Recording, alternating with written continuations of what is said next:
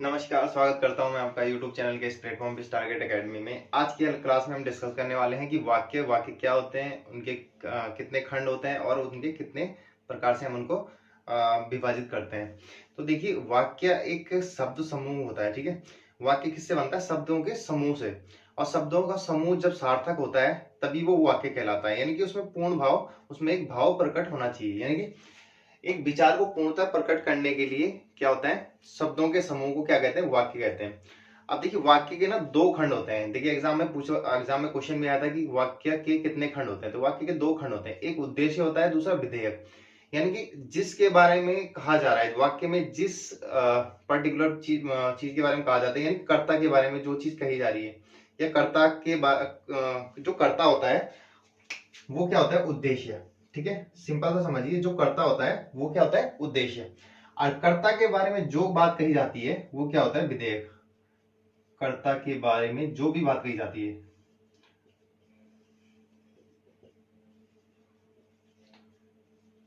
भी बात कही जाती है वो क्या होता है? विधेयक।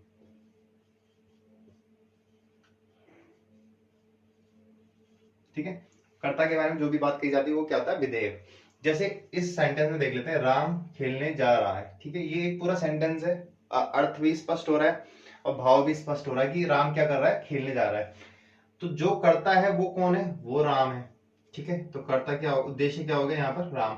किसके बारे में बात हो रही है? राम के बारे में बात हो रही है। क्या कर रहा है? खेलने जा रहा है। तो खेलने जा रहा है यानी कि उसके बारे में जो बात हो रही है वो किस में चली जाएगी? आपके उद्देश्य विधेयक में। खेलने जा रहा है। ठीक है, तो ये क्या हो गया? कर्ता के इसमें आ गया, उद्देश्य में, और उसके बारे में जो बात कही जा रही है वो क्या हो गया? विधेयक। जैसे मोहन मोहन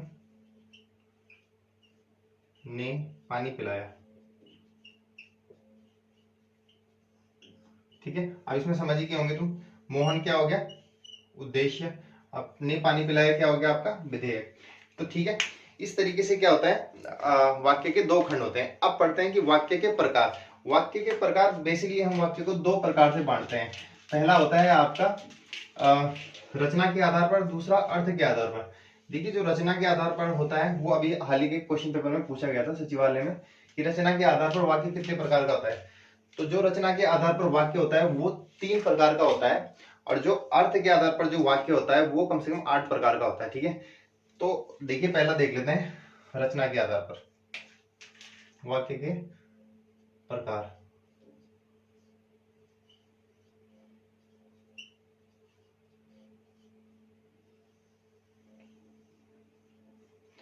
ठीक है, रचना के आधार पर, रचना या बनावट के आधार पर।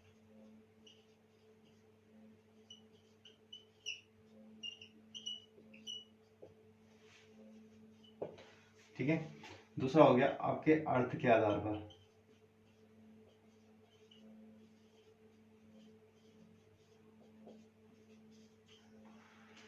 तो जो अर्थ रचना के आधार पर हो गया वो हो गया आपके 3 प्रकार के। देखिए कौन कौन से होते हैं। पहला होता है आपका सरल वाक्य।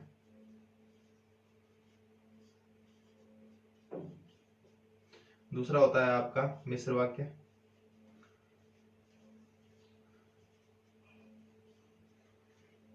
तीसरा होता है आपका संयुक्त वाक्य।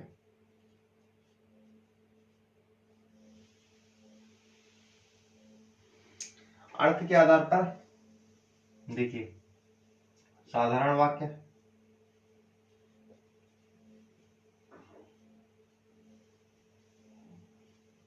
ठीक है। दूसरा निषेध, नकारात्मक वाक्य।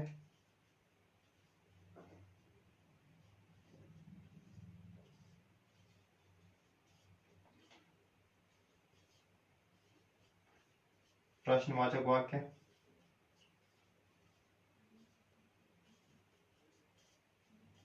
आज्ञावाचक।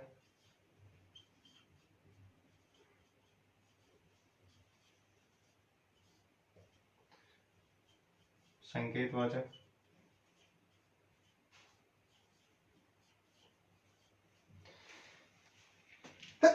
सॉरी, सिक्स्थ देखिए संकेतवाचक हो गया, और उसके बाद कौन कौन से रह गए? प्रश्न आता इच्छावाचक हो गया, संदेहवाचक और विस्मयादिबोधक। इच्छावाचक हो गया,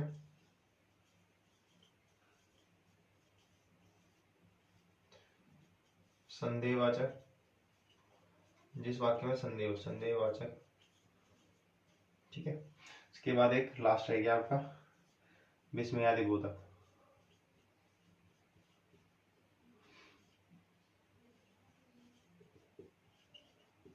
ठीक है, विस्मयादिबोधक। तो ये टोटल 8 प्रकार के ये हो गए, और अर्थ के आधार पर, और 3 प्रकार के आपके रचना और बनावट के आधार पर। देखिए एक सरल वाक्य क्या होता है? देखिए सरल वाक्य होता है जिसमें क्या होता है, एक ही देखिए इसको क्लियर, चलिए एक करके कर लेते हैं। देखिए अब जो सरल वाक्य होते हैं उसमें एक उद्देश्य होता है, ठीक है, और उसी में कंप्लीट हो जाते हैं। जैसे बच्चा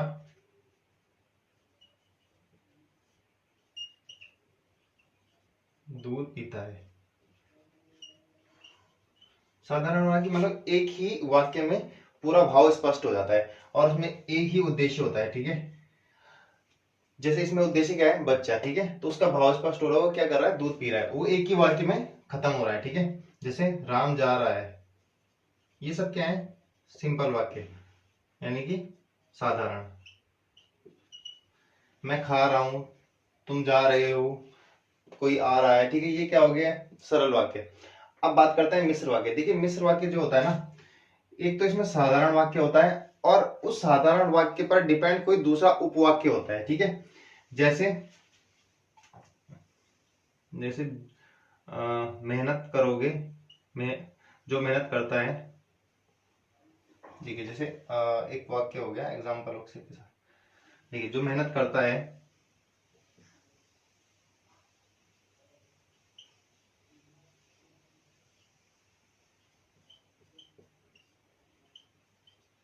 अब देखिए मैं इतना सा लिख दूं इसको कि जो मेहनत करता है, तो इससे पूरा भाव स्पष्ट नहीं हो रहा है, ठीक है।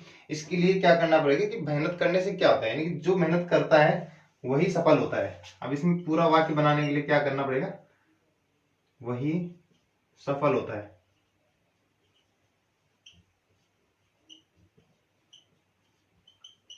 इतना समझ में? जो मेहनत करता है वही सफल होता है, यानी कि अगर मैं खाली इतना लिख दूं कि जो मेहनत करता है, तो पूरा वाक्य स्पष्ट नहीं हो रहा है, ठीक है। जैसे एक और एग्जांपल समझ लेते हैं। मैं विश्वास के साथ कह सकता हूं कि वह साइकिल, देखिए मैं विश्वास के साथ कह सकता हूं, अब मैं इसको इतना ही छोड़ दूं तो हमें भाव स्पष्ट नहीं होने का। तो क्या कह सकता हूं मैं विश्वास के साथ? कि वह कार मेरी है, ठीक है, वह कार मेरी है। अब ये भाव स्पष्ट हो गया, यानी कि मिश्र वाक्य हमेशा वहां पे होता है जहां पर एक वाक्य दूसरे वाक्य पर डिपेंड होता है, यानी कि एक साधारण वाक्य पे दूसरा वाक्य डिपेंड होता है, ठीक है, वहां पर क्या होता है? मिश्र वाक्य। अब बात करते हैं संयुक्त क्रिया, संयुक्त वाक्य की। देखिए संयुक्त वाक्य दो या दो से अधिक साधारण वाक्य से मिलकर बना होता है, लेकिन वो किससे जुड़ा होता है? समुच्चय बोधक चिन्ह। जैसे और हो गया, इसलिए हो गया, ठीक है,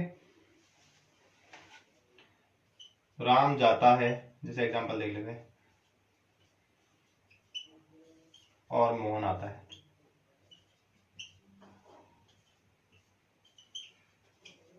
ठीक है, मोहन आता है। एक और एग्जांपल देख लेते हैं, इसलिए का एग्जांपल देख लेते हैं। जैसे मैं नहीं खाऊंगा, मैं नहीं, देखिए दूसरा एग्जांपल लेते हैं, कोई एग्जांपल,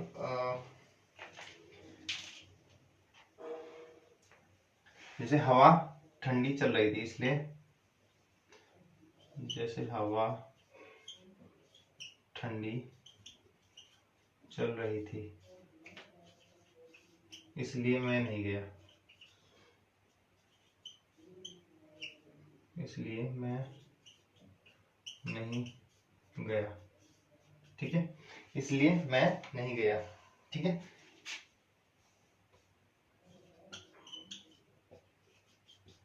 ठीक है, इसलिए मैं नहीं गया।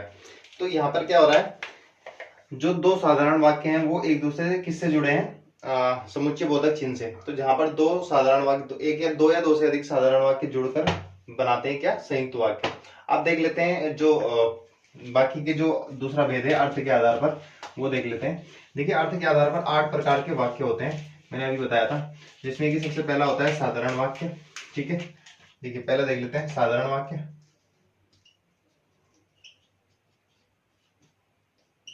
दूसरा हो गया आपका नकारात्मक। तीसरा हो गया आपका प्रश्नवाचक। चौथा हो गया आपका संकेतवाचक। पांचवा हो गया आपका संदेहवाचक। छठा हो गया आपका नकारात्मक संदेहवाचक, आज्ञावाचक, और इसके अलावा आपके हो गए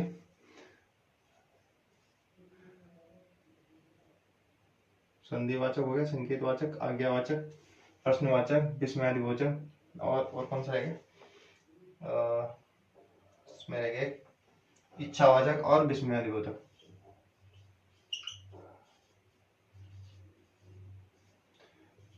और विस्मयादिबोधक, विस्मयबोधक, ठीक है। अब इनको समझ लेते हैं कि करके। देखिए, ये आपको अच्छे से पता होंगे, जो साधारण वाक्य होते हैं, सिंपल वाक्य, ठीक है, जिसमें कोई नकारात्मक या प्रश्नवाचक का भाव उत्पन्न नहीं होता है, जैसे मैं खाना खा रहा हूं, ठीक है, ये कैसा हो गया, साधारण वाक्य, खाना खा रहा हूं,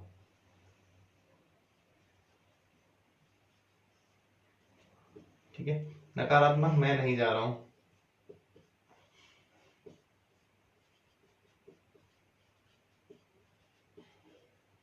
प्रश्नवाचक, कौन आ रहा है,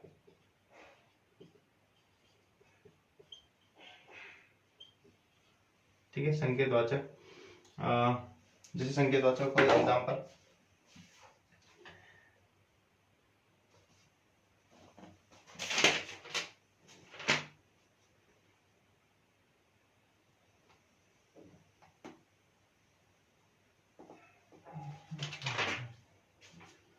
देखिए संकेतवाचक में हो गया, जैसे यदि तुम कन्याकुमारी चलो तो मैं भी चलूं, ठीक है। और संकेत दे रहा है, जैसे यदि तुम कन्याकुमारी चलो तो मैं भी चलूं,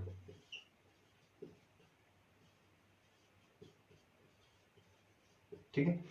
तो क्या कर रहा है, उस संकेत दे रहा है, उसका कर कि भाई तुम चलोगे तो मैं भी चलूंगा। उसके बाद संदेहवाचक, देखिए संदेहवाचक का एग्जांपल देख लेते हैं।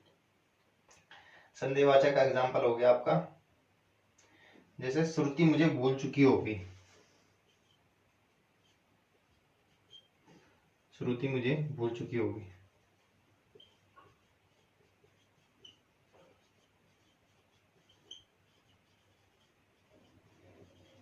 भूल चुकी होगी, ठीक है। ये क्या हो गया, संदेह होता है उसको कि यार वो मुझे कहीं भूल तो चुकी नहीं होगी कहीं।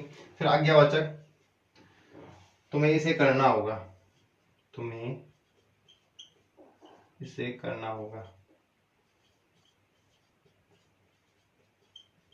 ठीक है। एक गिलास पानी ले आओ,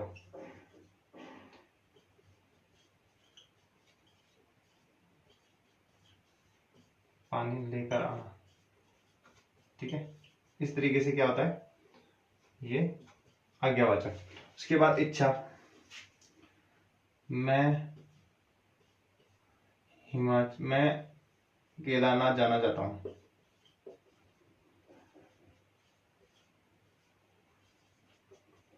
ये क्या होगी, इच्छा, ठीक है। उसके बाद विस्मयादिबोधक, देखिए एक विस्मयादिबोधक रहेगा, तो ये उसमें होता है जिसमें कि आश्चर्यचकित, हाँ, इस तरीके का भाव होता है, ठीक है। वाह, मौसम कितना सुहावना है, जैसे वह मौसम कितना सुहावना है।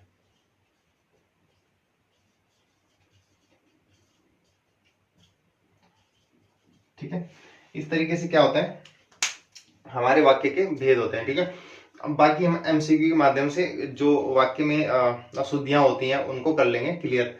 और ये बाकी इसके टाइप तो हो गए। नेक्स्ट क्लास में हम देखेंगे संधि, और उससे नेक्स्ट क्लास में संधि 2-3 लेक्चर में आएंगे, उसके बाद अलंकार आएंगे, उसके बाद मैं रस और छंद भी करा दूंगा क्योंकि वो एग्जाम में इस बार पूछा था, तो हल्का सा मैं उसके ऊपर वीडियो लेके आ जाऊंगा। ठीक है, तो चलिए इस क्लास को यहीं समाप्त करते हैं, मिलते हैं नेक्स्ट क्लास में, तब तक के लिए धन्यवाद, जय हिंद।